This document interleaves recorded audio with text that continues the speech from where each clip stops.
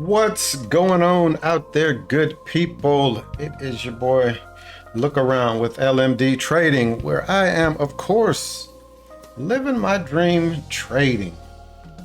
Coming at you today to get this monthly review done. Was a green month, was a decent month. Several times this month, you have heard me say that had I just let trades go to target, I would probably be up another $2,000 to $3,000 on the month. That was just my estimation. But let's go ahead. Let's get this monthly recap started. We're going to jump right on into TRADERVUE, and we'll be pulling all information off of there. Hope y'all weekend is going good so far. This is a long weekend here in the States. So if you're not here in the States, y'all might not be celebrating Labor Day. But here in the States, it is Labor Day weekend. Let's go ahead. Let's jump right into the reports. We already got it set, the filter for the month of August. First things first, we're going to go straight to the calendar. Solid month. Had two red days, pretty good. And that one red day was pretty much a flat red day. This red day, this was the biggest red day of the month, and it was second largest number, or actually I guess it would be third largest. We had a $319 day, we had a $232 day, and then we had this loss of $227. So decent month. And we'll go ahead and get into the weeds of it. We'll get into the details. Total gains on the month, 2245. We had daily gains of 97.62. So pretty much at the beginning of the month, we were risking 50 to make 100. So we were basically making 2R per day. We were making 2R per day. I don't really concern myself with my shares that I'm trading in each day. Average winning trade, $29. This is kind of skewed. Because we were taking trades where we were only risking 10 to make 20. So this number is going to be skewed. For the month of September, I am not trying to take any of those trades. So if we get some small trades, it's going to be because we were getting out either flat or we were taking a loss on them. Average losing trade, 43. That's good because like I said, pretty much 80% of the month we was risking $50 on each trade. Total number of trades, 230. Winning and losing, 73.26. This is what is good. This is what's good. And this is why I say the month should have been so much better. And y'all are going to see that as we get deeper into the weeds. Average max unrealized was 34. Max unrealized losses was 23. Largest gain, 206. That is good. Largest loss, 159, is horrible. We should only be risking $50 to $75 per trade the month of August. Next month, we're going to be risking $75. So when I say next month, that's the month that we're already in. Risking 75 max. This is because I moved a stop when I shouldn't have. Let's look at that trade real quick just to see what it was. Toast. What is T-O-S-T? Horrible trade, first of all. This is the 5-minute chart. Going long right into the VWAP. Jump to the left. Yeah, horrible trade. Take the $75 loss and chalk it up. 2 minutes not going to show you anything different because the higher time frame is really giving you what you're looking at. This was going to be a good short coming off of right here instead of going long, because this didn't set a higher low. Actually set a lower low coming off of there. So not a good trade to be in. I'm sure this never went in our direction. Max unrealized gains was $10. We took this on the 12th, of course, because that was our losing day. We shouldn't have lost no more than $50 on this trade. Look at the share size. 1,000 shares.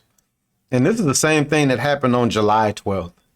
I took a big loss early in the morning, and then I started share sizing up crazy, trying to get out of that hole.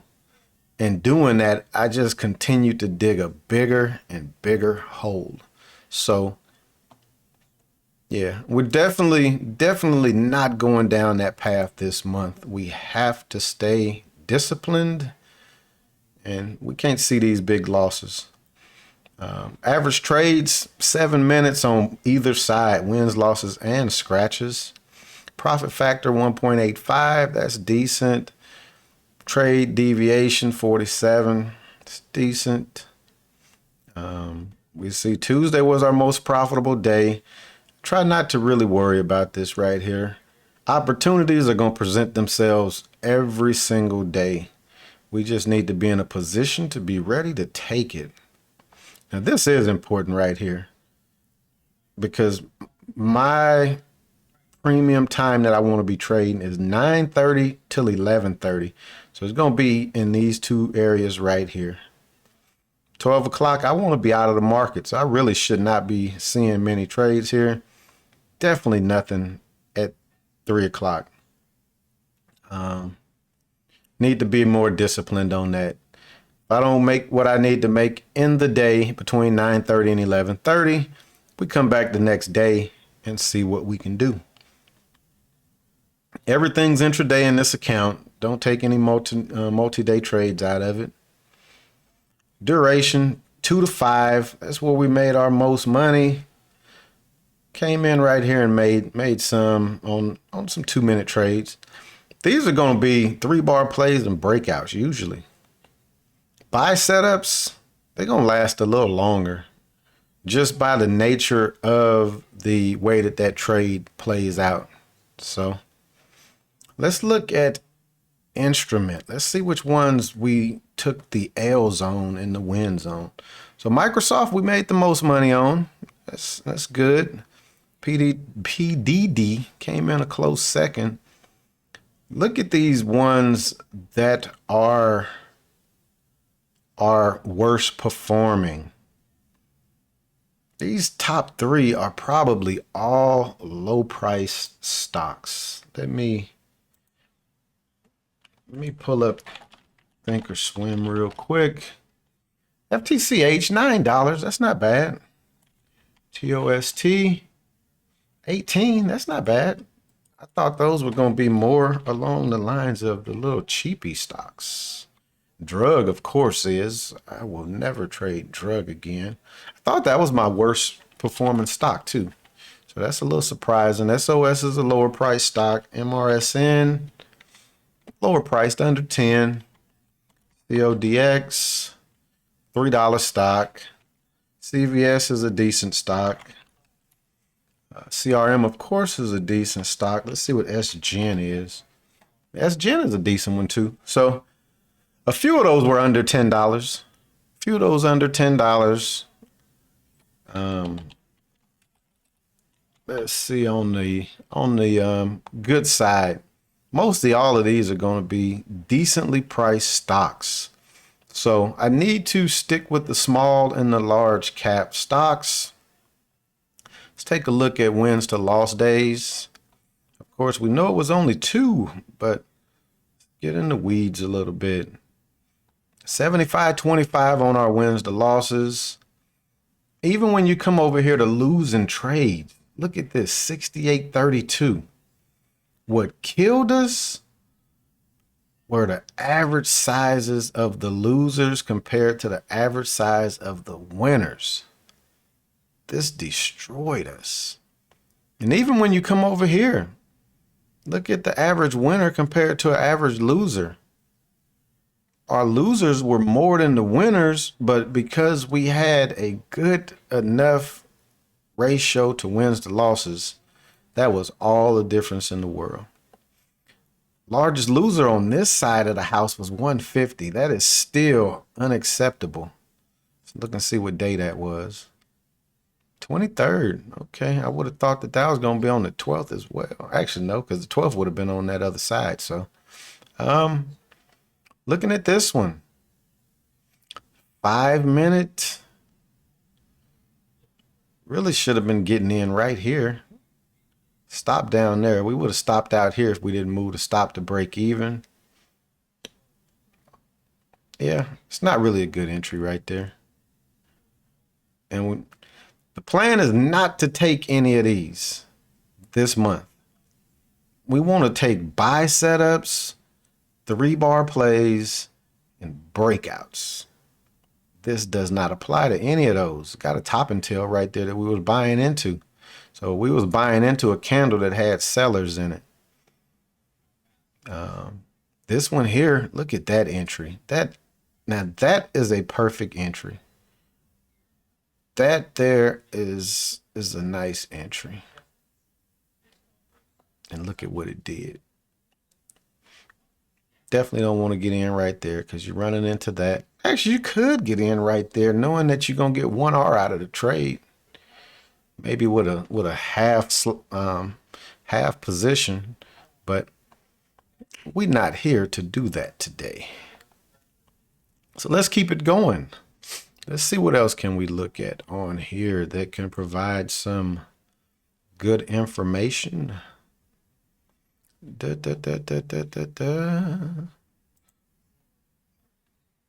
already checked that one out. Let's go price volume. This is the one that we want to look at too. It's based on the price of the stock. 20 to 50 bucks. Actually, we could say 20 and above. Anything under that, we've been kind of lackluster on. Made $24 on stocks priced between $5 to $10. But look at everything over 20. That speaks volumes. It's based on share size. Can't really put too much into this other than these down here. These are low price stocks where the share size is like 2 cents to 5 cents on the stop size, I should say. These up here are going to be more so the Teslas and things of that sort, where let's say that the stop are those little $5 and $10 risk trades. But even some of these might be Tesla, where there's let's say a $5 stop. I only need 10 shares for a $50 risk, or a $2.50 stop. Now we in this range right here. So still need to look and see what this is. I said I was going to do that last time. But let's look at something else that I did. I went over here to trades. And what trades does is it gives me the P&L for each trade, and it gives me my maximum unrealized gains for each trade. So you see this one, we were up $75. We made 50 on it.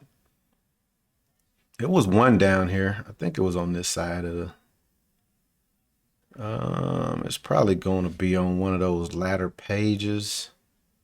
Let me see if I sort it, if it'll show it. Where is it at? There it is. Look at this bad boy. We were up $105. Ended up stopping out break even. We're going to take a peek at this trade, and then we're going to go ahead. I ended up pulling that data. This is guaranteed. I know what day this was on. It's on the 12th. Watch what I tell you. Another one, over share size, trying to dig my way out of a hole. Instead of locking in some of this profit, I was trying to make back all of my losses on one trade. And this thing was overly extended.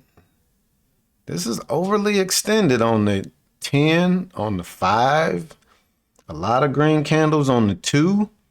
We expected a halfway decent pullback on this thing. We were in it short. It did go in our favor, 105, and then it flipped on us. So need to work on that. But what I ended up doing was, you could take this information, come right here, and then download it into a spreadsheet. And that's what I did. So let's go ahead. Let's get that spreadsheet pulled up. And if you haven't already hit that like button, please do so. Please hit that like button for me. But I'm going to scroll down here to the bottom. And this is why I say the month should have been so much better. This is what we made. We made 2245.19. This was our max unrealized gains.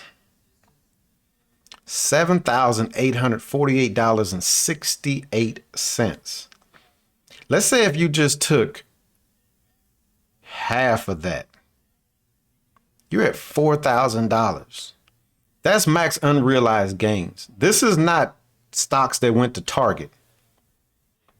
So a lot of these, when they were going max unrealized gains, they were pulling back, because most trades I'm in are usually buy setups. So a buy setup is going to pull back. It's usually pulling back right to where I done got into the trade, because that's normally a good pivot. And then it's going to go to the next leg. This right here easily could have been 10 grand. Easily could have been 10 grand. Let's say half of them would have went to Target out of that 10 grand. We back at that 5 grand again. And that's why I say that August should have been so much better. Should have been so much better. And we're going to wrap that up right there with that little bit of data. Let's go back over here to reports real quick. I'm going to just pull up September. September, we are starting off the same way almost as we finished August. Two green days, but we aren't really increasing our daily gains. Friday, I was content with how I traded. I missed a couple of opportunities.